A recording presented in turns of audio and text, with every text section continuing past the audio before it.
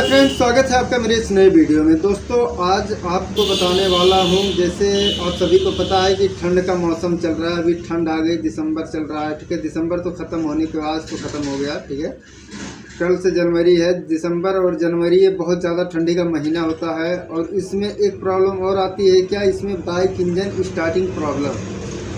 जैसे आप सभी को पता है कि बाइक की जो इंजन होती है वो लोहे और एल्युमिनियम से मिला करके बनी होती है ना। और हर घर में लगभग एक बाइक है, दो बाइक है या तीन बाइक है। उसमें स्टार्टिंग प्रॉब्लम आती है ठंड के मौसम में। तो आती क्यों है, इस चीज़ को समझना सबसे पहले ज़रूरी है कि ये प्रॉब्लम आती क्यों है, और अगर ये आ जाए तो इसका सॉल्यूशन क्या है, इसे सॉल्व कैसे करें। तो सारी चीज़ें इस वीडियो में आपको बताऊंगा, तो वीडियो में एंड तक बने रहिएगा। और वीडियो को लाइक कर देना अभी से, क्योंकि बाद में लाइक करना आप भूल जाते हैं। और चैनल पर नए हैं तो सब्सक्राइब जरूर कर लेना। तो दोस्तों, जैसे हमारे पास जो बाइक होती है उसमें तीन होते हैं, तीन कैटेगरी में आपको बताऊंगा मैं। ठीक है, तीन स्टेप में बताऊंगा।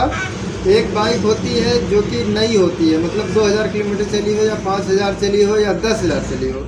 ठीक है, 10,000 भी नई ही है। ठीक है, और एक बाइक होती है जो कि 40,000 50,000 किलोमीटर चली है पर गाड़ी की कंडीशन अच्छी होती है। और एक होती है जो कि कितना भी चला हो पर उसका इंजन खराब होता है। तीन किस्म की बाइक होती है। सपोज आपके पास एक बाइक है, चलो होंडा शाइन ही पकड़ लेते हैं या स्प्लेंडर हो, चलो होंडा शाइन की बात कर लें। तो होंडा शाइन एक बाइक है। ठीक है, उसमें आपके पास जो पहली कैटेगरी है जो बाइक की, जो कि नई है, अनटेस्ट है, या 2000 5000 10,000 किलोमीटर चली हुई है, वो उसको आपने दिन भर दौड़ाया, दौड़ाने के बाद रात को घर में खड़ा कर दिया, सुबह उठे चाबी लगाया, सेल्फ मारा। ठीक है, तो एक चीज़ और आपको बता दूं कि ठंड के मौसम में अगर आपके बाइक में किक है तो सुबह सबसे पहले जो आप काम करें, सबसे पहला काम आपको किक से स्टार्ट करना है, ना कि सेल्फ से। ठीक है, पहला काम, क्योंकि आप जब किक से स्टार्ट करेंगे तो इससे क्या होगा कि आपकी बैटरी के बैकअप जो है, बैटरी ज़्यादा दिन तक चलेगी, बढ़ जाएगी। ठीक है, तो बैटरी आपका ज़्यादा दिन चलेगा। ये हो गया पहली बात। अब आगे बढ़ते हैं। तो जैसे आपका जो नई बाइक है 2000 5000 किलोमीटर चली, आपने सुबह जब चाबी लगाया, स्टार्ट करने की कोशिश की। ठीक है, तो बाइक तो एक बार तो स्टार्ट नहीं हो रही है, 2 सेल्फ 3 सेल्फ या 4 5 किक मार रहे हैं, गाड़ी स्टार्ट नहीं हो रही है। या स्टार्ट हो भी गई, ठीक है, आपने चोक ताना तब जा करके गाड़ी स्टार्ट हुई। और जब गाड़ी स्टार्ट हो गई उसके बाद good good good good slow race जो होता है, जो सोलो रेस होता है, मतलब ऐसे good good good good good good start रहती है इंजन, उस पर तो आपकी इंजन स्टार्ट है। ठीक है, लेकिन जैसे ही आप एक्सीलेटर घुमाते हैं बंद हो जा रही है, जैसे एक्सीलेटर घुमाया बंद हो गई। या फिर चोक खींच करके गाड़ी स्टार्ट किया है तो गाड़ी स्टार्ट है, लेकिन अगर आपने चोक को हटाया गाड़ी बंद हो गई।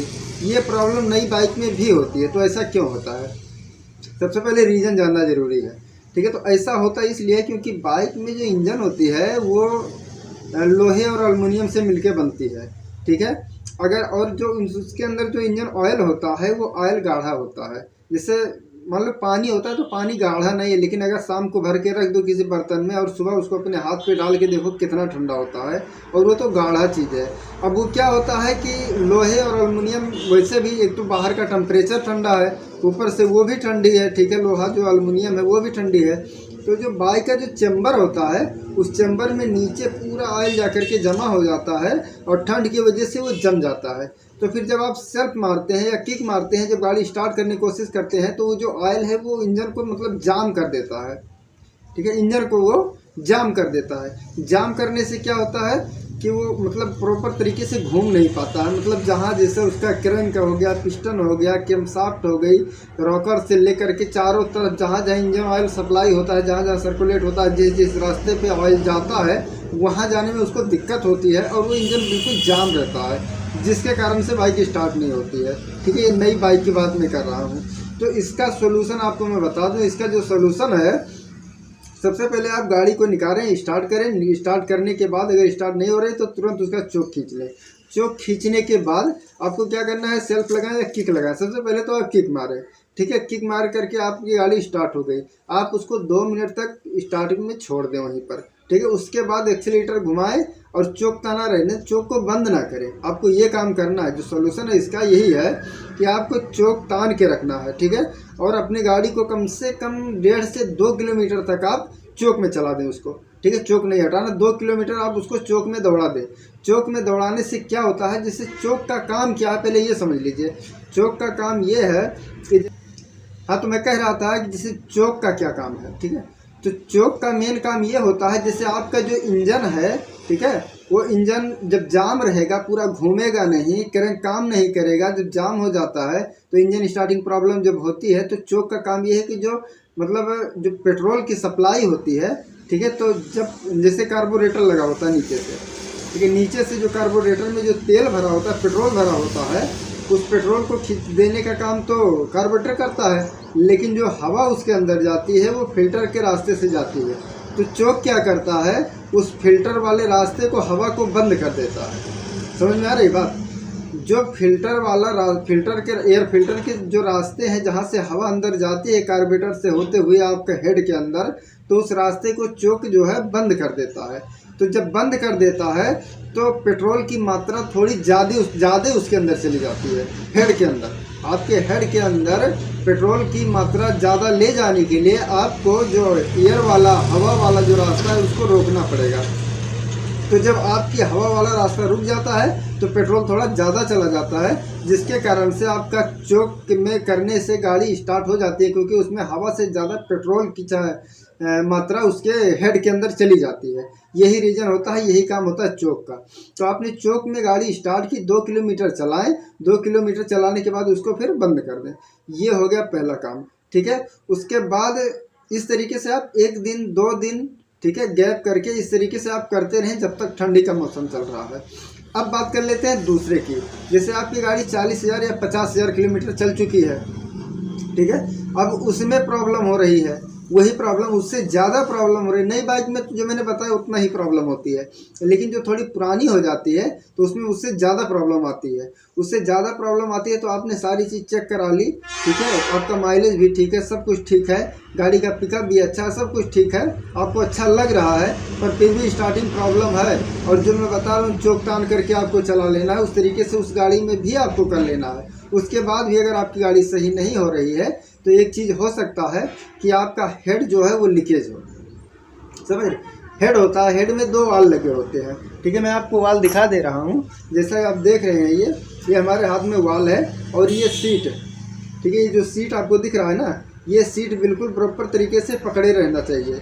तो क्या होता है, या तो ये सीट जो है लीकेज होता है, और या फिर ये जो यहाँ ऊपर से जो टाइपिट होती है वो टाइपिट जो है दब जाती है, मतलब चलती है तो घिसती है, ये कटता है, जब ये भाग करता है ना, ये भाग, तो ये वाल जो है ऊपर की तरफ निकलता है और टाइपिट हमारी दब जाती है, जिससे हल्का सा लीकेज हो जाता है। और जब ये लीकेज हो जाता है तो 2 प्रॉब्लम आती है, एक तो ठंड में बाइक स्टार्टिंग प्रॉब्लम और दूसरी पेट्रोल का ज़्यादा खाना, 2 चीज़ प्रॉब्लम। अगर टाइपिट वाल आपका लीकेज है ज़रा सा भी तो आपका माइलेज कभी ठीक हो ही नहीं सकता, ठीक है।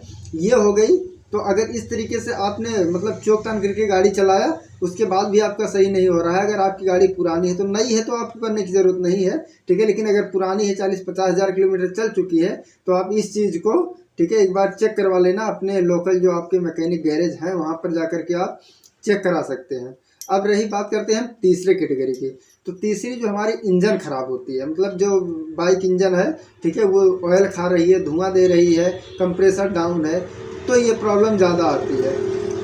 लेकिन आपने नोटिस किया होगा जिस गाड़ी का ऑयल खा रहा होता है उसकी स्टार्टिंग प्रॉब्लम बहुत कम होती है, क्योंकि उसमें जो है उसका जो मतलब हेड होता है उसमें ऑयल रहता है, ठीक है, चारों तरफ ऑयल घुसा रहता है, इधर से घुसा, उधर से घुसा, उधर से, चारों तरफ। जब इंजन खराब होती है तो चारों तरफ ऑयल फैल जाता है, जहाँ नहीं जाना चाहिए वहाँ ऑयल पहुँचा रहता है, ठीक है। जब वहाँ ऑयल रहता है जिसके कारण से एक बार उस पर करंट लगती है ना, जब वहाँ ब्लास्टिंग एक बार होती है तो वो पूरा जल जाता है, तुरंत हिट हो जाता है, जिससे स्टार्टिंग प्रॉब्लम नहीं होती है। आपकी जो इंजन, जो जिस इंजन की ऑयल खा रही है, धुआं दे रहा है ना, उस इंजन की जो है स्टार्टिंग प्रॉब्लम ज़्यादा नहीं आती है। हाँ, एक प्रॉब्लम आ सकती है स्पार्क प्लग शॉर्ट होने की, उसमें स्पार्क प्लग शॉर्ट ज़्यादा होता है, तो आपको स्पार्क प्लग चेंज कर दो तो सही हो जाती है, ठीक है। लेकिन आपको अगर इंजन ख़राब है तो उसको बनवा लें, ऐसे ही नहीं कि स्टार्टिंग अच्छी है तो चलाते रहे, नहीं, इससे आपके बहुत ज़्यादा नुकसान हो सकते हैं। आपके साइलेंसर जाम हो सकता है, आपका हेड जाम हो सकता है, ठीक है, अगर AC वाला है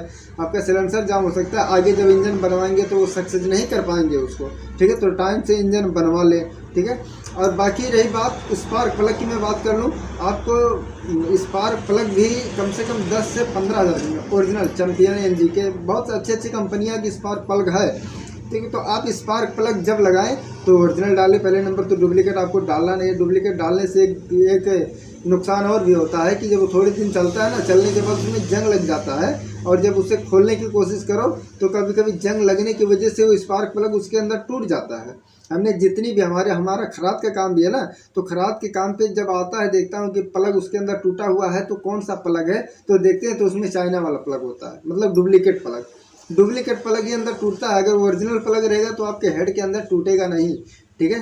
तो आपको स्पार्क प्लग जो है 10 से 15,000 किलोमीटर पे बदलवा लेना चाहिए। लेकिन अगर आप चला रहे गर्मी का मौसम है तो कुछ असर नहीं पड़ता है, लेकिन ठंडी में, ठंड जैसे आज का मौसम है, ठंड है, स्टार्टिंग प्रॉब्लम है, तो आपको सबसे फर्स्ट काम जो करना है वो आप स्पार्क प्लग बदल दो। ओरिजिनल स्पार्क प्लग आप डाल दो, कभी भी आपके बाइक में स्टार्टिंग प्रॉब्लम नहीं आएगी। और ठीक है, तो अब हमारा तीनों स्टेप पूरा हो चुका है, तो अब यहीं पर अपनी वीडियो ख़त्म करते हैं।